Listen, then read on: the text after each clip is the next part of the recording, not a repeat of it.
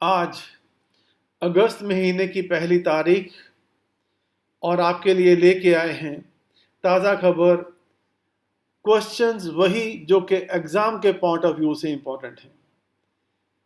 और आज की तारीख में मैंने जब न्यूज़ को एनालाइज किया तो मुझे लगा कि कोई भी ऐसे क्वेश्चन नहीं हैं जो कि एग्ज़ाम के पॉइंट ऑफ व्यू से बहुत इम्पोर्टेंट हो। सिर्फ एक दो क्वेश्चन, और वो भी उनकी स्टैटिक इन्फॉर्मेशन के हिसाब से वो इम्पोर्टेंट हैं, वो मैं आपके साथ डिस्कस करूँगा। परंतु इससे पहले मैंने यूट्यूब के ऊपर भी बहुत सारी चीज़ें देखी। करंट अफेयर चैनल, लगता है जैसे यूट्यूब के चैनल भी टीवी एंकर की तरह कुछ भी इकट्ठा कर लेते हैं और बार बार एक ही चीज़ को दोहरा के ऐसी चीज़ें आपके दिमाग में भर देते हैं कि आपको लगता है कि भाई इसे जल्दी से याद कर। But I will like to caution you, क्या आप गूगल बनने की होड़ में हैं और आप फंस रहे हैं और वो हंस रहे हैं, उनकी टीआरपी बढ़ रही है, उनके लिए इससे बड़ी बात नहीं हो सकती, खुशी की बात। परंतु आपके लिए ये दुर्भाग्यपूर्ण है, क्योंकि वो सब कुछ जो आपको याद करवाने की कोशिश कर रहे हैं वो कहीं भी काम नहीं आने वाला है। और जिस तरह के क्वेश्चन वो करवा रहे हैं, मैंने यूट्यूब इस वीडियो के अंत में वो सारे क्वेश्चन वहाँ पे आपको दिखाए हैं, आप देखिएगा। मैं गारंटी के साथ कह सकता हूँ कि इन फैक्ट्स को आप कभी याद नहीं कर सकते, कभी रख नहीं सकते, और ये एग्ज़ाम में आ नहीं सकते। अगर आएंगे तो आप इन्हें अटेम्प्ट नहीं कर सकते, और एग्ज़ामिनर ने, मैंने नहीं देखा ऐसे क्वेश्चनों को डालते हुए, और कोई डाले तो उससे बड़ा शायद बहुत ही अक्लमंद आदमी होगा, मुझे उसकी अकल पे अफसोस होगा, मैं खुशी जाहिर नहीं कर सकता। तो मैं दोबारा से यही कहूँगा कि हमें करंट अफेयर में वो चीज़ों को देखना है जो कि हमारे एग्ज़ाम के पॉइंट ऑफ व्यू से इम्पोर्टेंट होती हैं। आज की न्यूज़ में भी कोई बहुत बड़ी न्यूज़ नहीं है, परंतु आपको थोड़ी सी उनकी बैकग्राउंड पता होनी चाहिए, कि ताकि कल को उस तरह की कोई बात हो तो आपके दिमाग में आ जाए कि ऐसा मैंने सुन रखा है।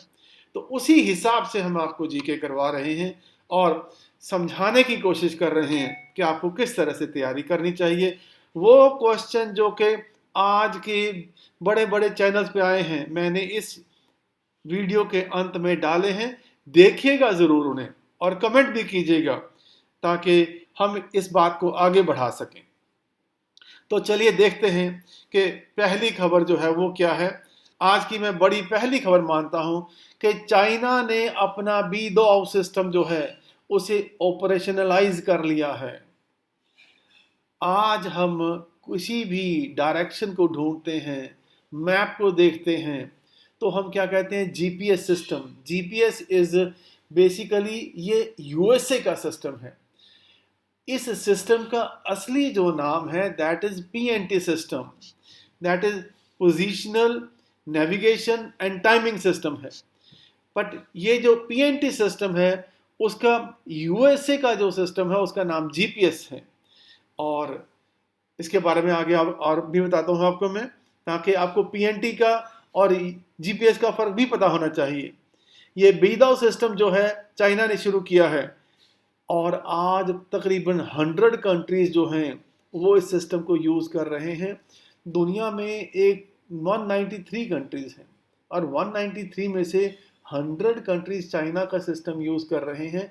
China is now in A position कि वो अमेरिका को पूरी टक्कर दे रहा है, और ये जीपीएस सिस्टम हम भी यूज़ करते हैं, हम हमारे डेली ऑपरेशंस में हम भी इसे यूज़ करते हैं। बट ये भी पता होना चाहिए आपको कि जीपीएस सिस्टम अमेरिका का सिस्टम है, और वो जब भी चाहे इसे बंद कर सकता है, हमारे लिए ये विंडो क्लोज कर सकता है।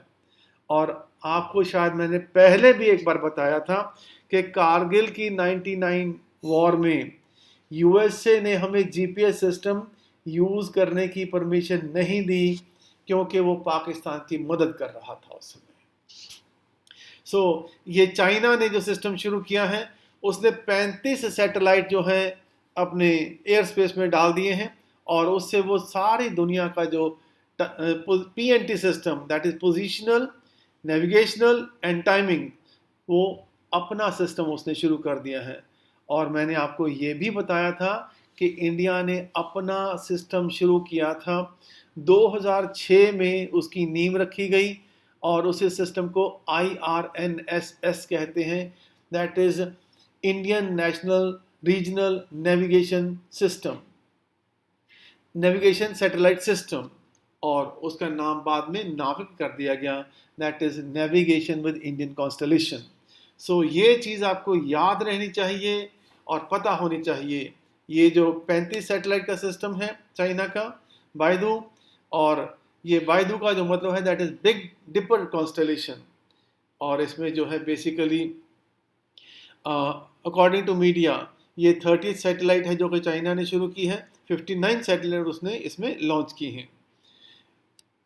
और ये जो प्रोबेबल क्वेश्चंस क्या है, जैसे मैंने बताया आपको PNT सिस्टम है, बेसिकली ये सारे PNT सिस्टम है, और ये PNT USA का, उसे GPS कहते हैं। GPS की फुल फॉर्म क्या है?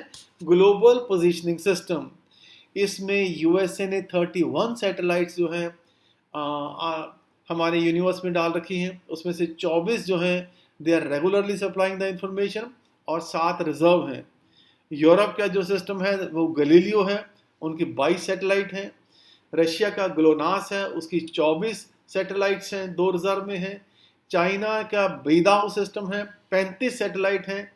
इंडिया ने अपना IRNSS शुरू किया है, 7 सैटेलाइट इंडिया की भी हैं, जो कि इंडियन गवर्नमेंट को, पब्लिक को जो है पोजीशन सिस्टम वो प्रोवाइड कर रही हैं। सो ये इंफॉर्मेशन इंपॉर्टेंट है, और वो जो न्यूज़ थी वो न्यूज़ तो अपने आप में छोटी है, पर this information is important.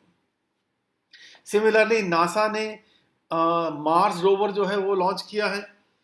NASA ने पहली बार 97 में एक मार्स मिशन जो है वो लॉन्च किया था, और ये जो मिशन लॉन्च किया गया है इसका नाम है Mars rover Perseverance. Mars rover Perseverance इसका नाम है, और ये 7 महीने का जो है जर्नी पीरियड है इसका। तो आपको ये भी पता होना चाहिए तकरीबन जो मार्स है हमारे से, it is around 20 crore kilometres, 20 crore kilometres from here, from Earth. तो बहुत दूर है, तकरीबन 7 महीने का टाइम लगेगा इसे वहाँ पहुँचने में। And it is also carrying a car size 6 wheel vehicle. ये इसके परसेवरेंस जो है एक कार नुमा एक व्हीकल लेके जा रहा है, जो कि मार्स की धरती के ऊपर उतरेगा और वहाँ पे नेविगेशन करेगा। इसके साथ उसके पास एक हेलीकॉप्टर नुमा ड्रोन भी होगी, जो कि वहाँ पे डिफरेंट प्लेसेस पे जाके उसको चेक कर सकेगी। नाउ इस मिशन का ऑब्जेक्टिव क्या है, that is what we need to understand also, कि इसका ऑब्जेक्टिव क्या है। ये वहाँ पे जाके सॉइल सैंपल वो कलेक्ट करेंगी और सॉइल सैंपल वापस भी लेके आएंगे, and they will also try to find out कि वहाँ पे क्या लाइफ की पॉसिबिलिटी है, लाइफ की पॉसिबिलिटी है कि नहीं है, या कभी वहाँ पे लाइफ थी भी कि नहीं थी। So these are the big questions which are being checked up right now, कि मार्स जो है वहाँ पे कभी लाइफ थी या नहीं थी। और ये जो मिशन है दैट मीन्स नासा का, आपको पता होना चाहिए नासा की फुल फॉर्म क्या है, national aeronautics and space administration. ये परसेवरेंस 30 जुलाई 2020 को लॉन्च किया गया, और वहाँ पे जो एक्सपेरिमेंट किया जाएगा दैट इज द मॉक्सी जो है, that is Mars oxygen ISRO experiment, वो किया जाएगा। इसका मतलब ये है कि बेसिकली मार्स पे ऑक्सीजन नहीं है, और ऑक्सीजन ना होने की वजह से वहाँ पे आम आदमी ज़िंदा नहीं रह सकता ना। ये क्या करेगा मॉक्सी एक्सपेरिमेंट, कि वहाँ पे जो कार्बन डाइऑक्साइड है उसको ऑक्सीजन में कन्वर्ट करने की कोशिश करेगा with ISRO. ISRO is in situ resource utilisation.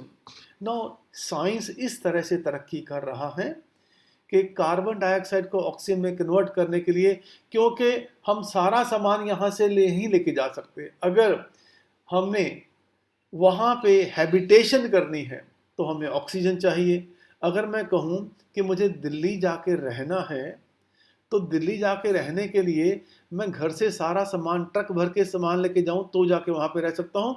वहाँ ट्रक ले जा सकता हूँ मैं, क्योंकि इट्स पॉसिबल। पर मैं मार्स में ट्रक भर के लेके नहीं जा सकता। वहाँ पे मुझे वहीं से रास्ते ढूंढने पड़ेंगे, वहीं से चीज़ें जो है इंतज़ाम करनी पड़ेंगी। So Moxie is a big experiment which is going to take place on this Perseverance, जो हमारा रोवर मिशन है। और वहाँ पे ड्रोन्स हैं जो कि हेलीकॉप्टर की तरह वहाँ पे उड़ेंगी और वहाँ से सॉइल लेके आएंगी टू चेकअप कि वहाँ पे भी कभी लाइफ थी या उसकी पॉसिबिलिटी है कि नहीं है। तो पहला जो वहाँ पे मार्स मिशन गया था, that was the Mars pathfinder. वहाँ पे सोजोन जो थी वहाँ पे 83 डेज के ऊपर रही थी। फिर 2003 में स्पिरिट एंड अपॉर्चुनिटी और 2012 में क्यूरियोसिटी। और आपको ये भी मालूम होना चाहिए कि इंडिया ने भी अपना मार्स ऑर्बिटल मिशन लॉन्च किया था, मार्स ऑर्बिटल मिशन, और उसे हम मॉम के नाम से भी जानते हैं। मॉम के नाम से भी जानते हैं। So this is the information which is important. वो पहली इंफॉर्मेशन इंपॉर्टेंट नहीं, but this information is important from the point of view of examination. So once again, ये जो इंफॉर्मेशन है इसे कैटेगरी बी में डाल के चलते हैं, कैटेगरी ए में मैं इसे नहीं लेके जाता। ये कुमकुम वाली information, it's A D grade information. एक पिक्चरों की हीरोइन थी, उनकी डेथ हो गई है ना, ऐसे क्वेश्चन एग्जाम में नहीं आ सकते। नेक्स्ट क्वेश्चन देखते हैं। Atal Innovation Mission has joined hands with Bill and Melinda Gates Foundation and Wadhwani Foundation to launch AIM and iCrest, an incubator capabilities enhancement program for ecosystem which will be focused on creating high-performing startups. Now, basically जो अटल innovation mission है ये भारत सरकार ने launch किया था ताकि innovation को और एंटरप्रेन्योरशिप को प्रमोट किया जा सके। और अब बिल एंड मेलिंडा गेट्स और वाधवानी फाउंडेशन के साथ मिलके एक और ऑर्गेनाइजेशन क्रिएट किया गया है, दैट इज एम क्रेस्ट। और उसका पर्पस यही है कि ऐसा प्रॉपर इकोसिस्टम तैयार किया जाए ताकि जो स्टार्टअप्स हैं वो हाई परफॉर्मिंग स्टार्टअप्स हैं, उन्हें मदद मिल सके। Once again it is a C grade question, not a B grade question. Next information देखते हैं। ISRO invites private sectors to SHAR. SHAR की फुल फॉर्म क्या है? Sriharikota launch centre. आंध्र प्रदेश में श्रीहरिकोटा जो सेंटर है, लॉन्च सेंटर है, जहाँ से कि हमारे जितने भी हमारी सैटेलाइट्स लॉन्च होती हैं उसका जो लॉन्च सेंटर है वो श्रीहरिकोटा में है। सो ये एक बहुत इम्पॉर्टेंट इंफॉर्मेशन नहीं है, परंतु द ओनली थिंग इज कि प्राइवेट सेक्टर को परमिट कर दिया है इसरो ने कि वो वहाँ से अपना उस जगह को, सहार सेंटर को as a launch pad use कर सकते हैं। और ये इंफॉर्मेशन भी सी कैटेगरी में जाती है, इम्पॉर्टेंट नहीं है। So these were the news of today. और वो भी देखिए जो कि पढ़ाया जा रहा है, अमृत फार्मेसी। किस चीन देश में जरकान मिसाइल का परीक्षण किया गया, दिल्ली गवर्नमेंट रिड्यूस्ड। नाउ आप देखिए इनको और खुद डिसाइड कीजिए कि क्या आपको इस तरह की जीके पढ़नी है और ये पढ़ेंगे। वही दोबारा कहूँगा, garbage in garbage out. So B where.